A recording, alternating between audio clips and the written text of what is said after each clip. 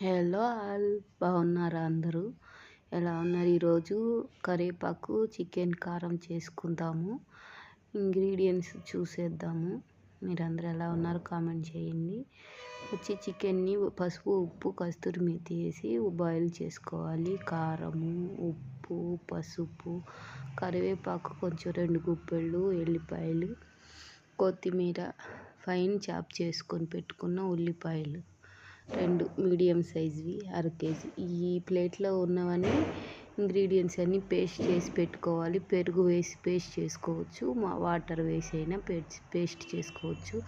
Chicken boil అయిపోయింది కదా, oil heat ఎక్కగానే ఆనియన్స్ వేసుకొని అవి బాగా బ్రౌన్ కలర్లో వచ్చేలాగా ఫ్రై చేసుకోవాలి.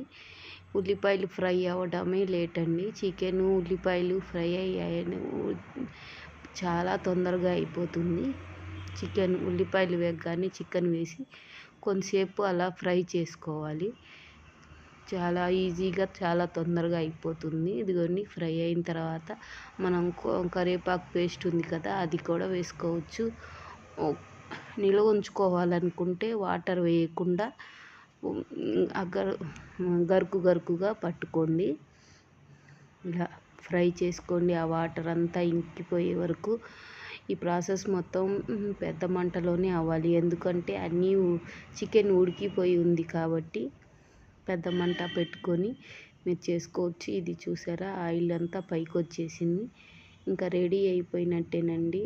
మీకు ఏ మసాలాలు వేసుకునే పని లేదు. చాలా టేస్టీగా, చాలా యమ్మీగా ఉంటుంది. గరం మసాలాలు ఇవన్నీ వేసే పని లేదు. లైక్ చేయండి, షేర్ చేయండి. Thank you for watching. Bye, take care.